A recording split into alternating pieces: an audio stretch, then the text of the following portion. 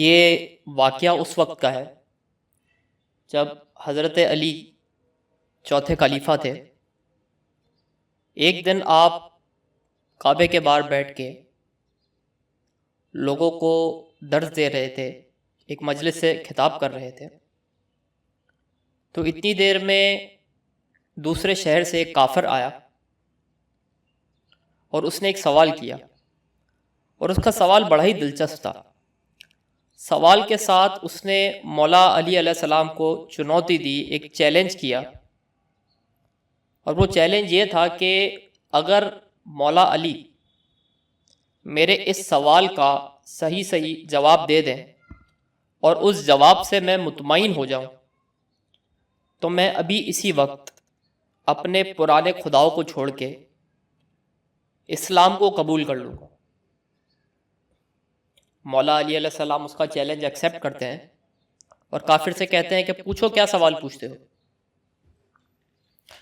وہ جو کافر ہوتا ہے بڑا ہی انٹیلیجنٹ ہوتا ہے، بڑا ہی ذہین ہوتا ہے۔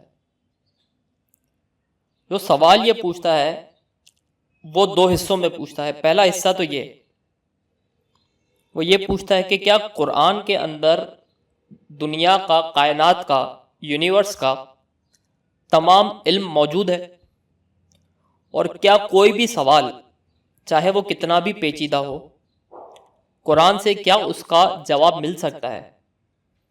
تو بغیر کسی دیر کیے، بغیر کسی ڈیلے کے مولا علی اس کو یہ جواب دیتے ہیں کہ یقیناً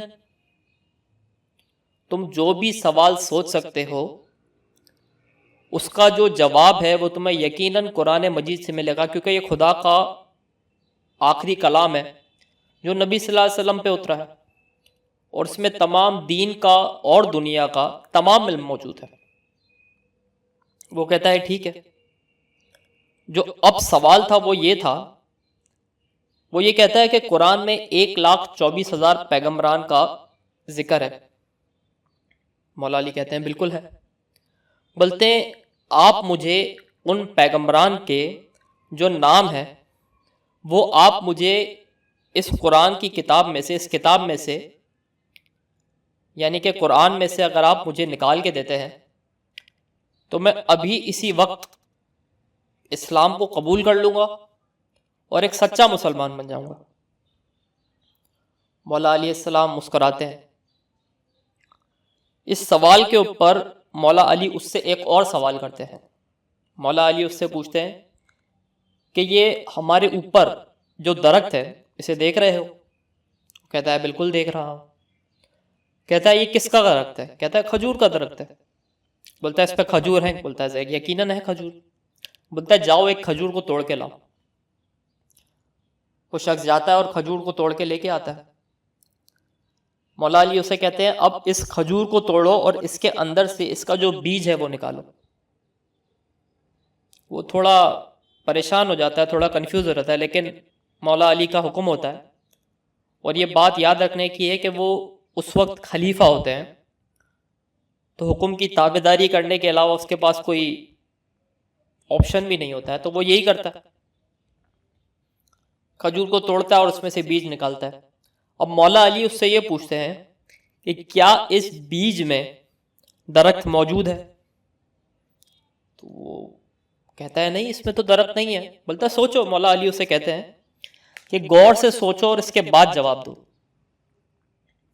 کچھ دیر تک وہ سوچتا ہے، اس کے بعد کہتا ہے کہ ہاں یقیناً اس میں درخت موجود ہے، اور وہ ایسے موجود ہے کہ اگر ہم اس بیج کو زمین میں بوئیں گے، اس کے بعد پانی ڈالیں گے، سورج کی روشنی پڑے گی، تو ایک نہ ایک دن اس میں سے یقیناً درخت نکل کے آئے گا، کیونکہ یہ قدرت کا نظام ہے۔ اور جس طریقے سے یہ پہلے ذکر کیا گیا تھا کہ جو وہ شخص تھا، جو وہ کافر تھا، وہ بڑا ہی ذہین تھا، اسی لیے اس نے مولا علی سے ایک بڑا ہی دلچسپ سوال پوچھا۔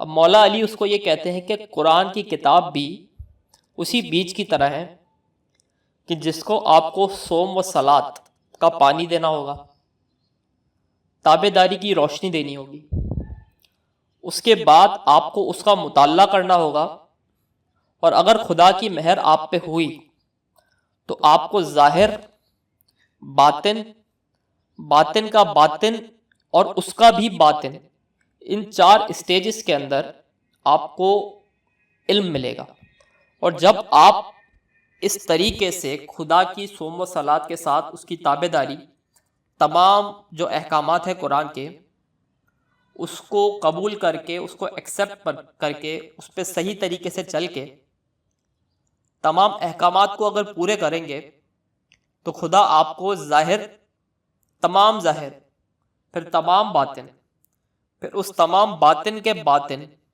اور پھر باطن کے باطن کے باطن کے باطن کا علم خدا آپ کو دے گا۔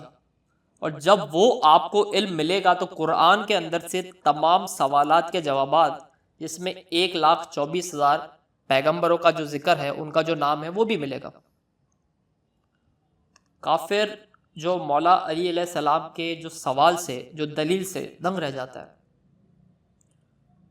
اور وہ کچھ دیر سوچنے کے بعد اس بات کو ایکسیپٹ کرتا ہے، قبول کرتا ہے، فوراً ہی نہیں مگر کچھ ٹائم وہاں رہنے کے بعد، مولا علی علیہ السلام کی سیرت کو، پرسنالٹی کو دیکھنے کے بعد، وہ آخرکار اسلام قبول کر لیتا ہے اور ایک سچا مسلمان بن کے مولا علی علیہ السلام کا مرتے دم تک غلام رہتا ہے۔